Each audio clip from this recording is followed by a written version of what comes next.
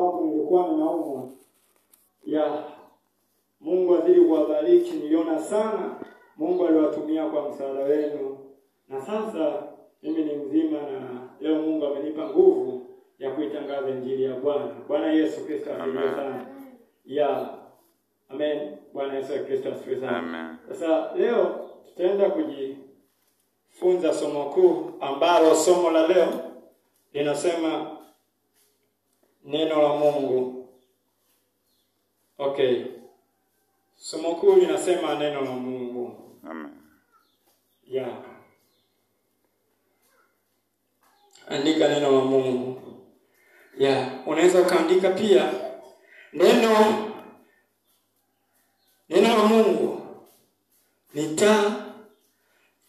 Neno la Mungu ni taa ya miguu yangu na mwanga wa njia yangu. Bwana Yesu Kristo asifiwe sana. Amen. Haleluya. Amen. Bwana Yesu Kristo asifiwe sana. Amen. Neno la Mungu ni taa ya miguu yangu na mwanga wa njia yangu. Bwana Yesu Kristo asifiwe sana. Amen. Neno la Mungu ni taa yako. Bwana Yesu Kristo asifiwe sana. Amen. Kama unampenda Mungu, utalishika neno lake. Amen. Amen. Sikiliza nikwambie, kama unampenda Mungu, utalishika neno lake. Amen. Kama unampenda Mungu, wewe utalishika neno lake. Lakini kama umpende Mungu, utapenda tu mambo ya kidunia. Bwana Yesu Kristo asifiwe sana. Kama unampenda Mungu, nimesema utalishika neno lake. Kwa neno la Mungu ni taa ya miguu yangu na mwanga wa njia yangu. Kwenye hili neno la Mungu, labda hapa nikuelezee vizuri. Tunapojikita katika kusoma neno la Mungu, tunapata kufunuliwa mambo kadhaa na kukaa uweponi mwa Mungu. Bwana Yesu Kristo asifiwe sana. Amen. Tunapojikita katika kusoma neno la Mungu, unaweza ukaandika, tunapojikita katika kusoma neno la Mungu, tunapata kufunuliwa mambo kadhaa. Bwana Yesu Kristo asifiwe sana. Haleluya. Amen. Amen. Kuna muda mwingine nilishakwambia kwa kwenye neno la Mungu ni utajiri tosha. Ukihitaji kufaulu, neno la Mungu. Bwana Yesu Kristo asifiwe sana. Amen. Maisha yakiwa kwako magumu, huhitaji kunywa sumu. Kwenye neno la Mungu, kwa sababu Mungu ni neno, kama Yohana 1:1. Hapo mwanzo kulikuwa na neno. Labda ufungue Yohana 1:1. Yohana, fungua Yohana 1:1.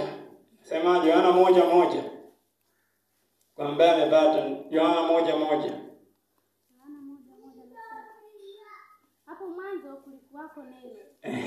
Naye neno alikuwa kwa Mungu. Naye neno alikuwa kwa Mungu. Naye neno alikuwa Mungu. Naye neno alikuwa nani? Sikiliza hapo mwanzo kulikuwa kuna nini? Naye neno alikuwa kwa Mungu. Naye neno alikuwa Mungu. Alikuwa Mungu. Bwana Yesu Kristo asifiwe sana. Kumbe tunatakiwa, kama tunampenda Mungu, tunatakiwa tulitii neno lake. Je, unalitii neno lake?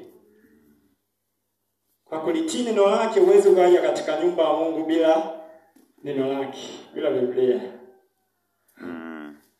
Kama unampenda Mungu, huwezi kuja kanisani bila Biblia. Kwa nini simu uje nayo Biblia unaacha? Lazima ujitafakari. Bwana Yesu Kristo asifiwe sana. Kwa Mungu ni neno. Kwenye neno la Mungu kuna package nyingi sana. Haleluya. Amen. Kwa neno la Mungu kuna utajiri. Hata unapopitia magumu sasa hivi, watu wanasema maisha ni magumu. Haieleweki, namaliza chuo, namaliza shule, maisha ni magumu. Kumbe hawajui kuwa Mungu ni neno, ukimwomba anajibu. Rudi katika andiko ya Yeremia 33:3, inasema niite nami nitakuitikia. Kwa Mungu anasema tunapoona ugumu wowote, tunapaswa kufanyaje? Kumuita. Rudi katika Biblia, kuna malegenda, kuna mashujaa walikuwepo. Mlimuona kuna mtu anaitwa Daniel. Daniel alitupa wapi? Tundu la nini? Tundu la simba. Je, simba alimng'ata Daniel? Hakumng'ata. Mungu alizuia ukali wa simba kumng'ata Daniel, kwa sababu Daniel alisimama na Mungu, alikataa kabisa kuabudu miungu. Na ndio maana Mungu akamshindia. Na Mungu atakushindia. Ili Mungu aweze kukushindia, anapenda unyenyekevu. Anapenda kujishusha. Amen. Bwana Yesu Kristo asifiwe sana. Amen. Wakati nimeenda huko siku za nyuma, nikawa nafanya kazi ya Mungu na ubili kwenye mitandao na ubili. Nikasikia nimetoka. Roho Mungu ananiambia nenda kashuhudia kwenye mtaa. Nitawezaje kushuhudia kwenye mtaa? Sina vyombo vyovyote. Nikaanza tu kwa sauti, kwa kupayuka. Nilikosolewa, nilipigwa vita vingi sana. Lakini muangalia Mungu alipokuwa mkuu. Sio kama kazi zetu ni kubwa sana, tunahela sana. Sawa. Wewe amini Mungu aliwainua kikundi cha mtaa cha watu kuja kusupport huduma ya Mungu. Kila mtu mwingine anasimamisha gari, anaacha kwenda kazini, ni mtu mzima tu. Tumishi nabarikiwa. Kumbe unaona Mungu, kumbe ukimtumikia ukifanya kazi yake Mungu anakuheshimisha. Ila sasa Mungu anapenda nini? Anapenda unyenyekevu. Kwa kuna muda maisha yalikuwa ni magumu sana, kipindi kile mpaka ilifika wakati nikasema bwana nikafanye kazi ambazo hazieleweki. Lakini sauti ya Mungu akasema hapana, usifanye hivyo. Usifanye hivyo. Bwana Yesu Kristo asifiwe sana. Amen. Kwa kumtumikia Mungu kuna faida. Je, unapokuwa nyumbani unasoma neno la Mungu? Okay, fine. Turudi. Hosea 4:6 neno la Bwana linasema, watu wangu wanaangamizwa kwa kukosa maarifa. Kwa kuwa wewe umeyakataa maarifa, mimi nami nitakukataa wewe. Tunakuja hapo. Itakugusa moyoni mwako hapo. Mimi nafundisha ulielewe neno. Bwana Yesu Kristo asifiwe sana. Amen. Hosea sijasema watu wangu wanaangamizwa kwa kukosa nini? Maarifa. Kwa kuwa wewe umeyakataa maarifa, mimi nami nitakukataa wewe. Mungu anasema. Mungu akiangalia dunia anasema watu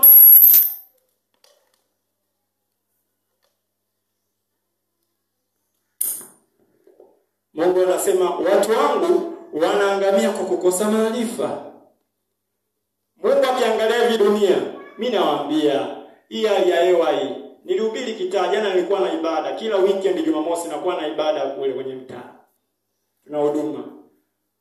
Hii unaona jua, matatizo ya maji, sijui vitu gani. Tunabaki tu kulaumu mambo ya serikali, sijui nini. Muda mwingine ni dhambi zetu. Leo watu tukosti, tunaangamia kwa kukosa maarifa kwa vitu mbalimbali. Kwa mfano, leo tunaangamia kwa kukosa maarifa.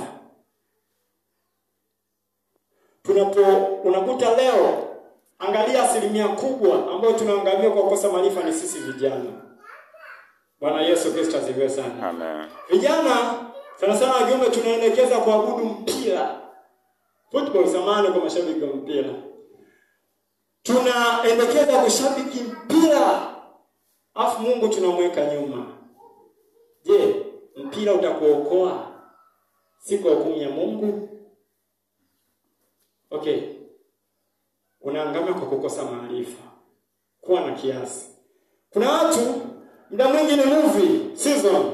Unatumia dakika ngapi ya kuangalia movie, dakika ngapi ya kusoma neno la Mungu kama unampenda Mungu? The rest of people, asilimia nyingi ni movie, neno la Mungu dakika chache. Je, unampenda Mungu?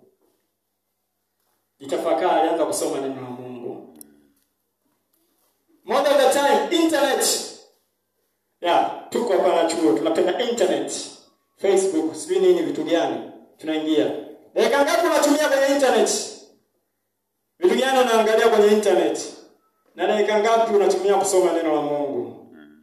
Je, kwenye groups ya darasa unatumia kuwatumia wenzako habari za neno la Mungu au masuala ya umbea tu?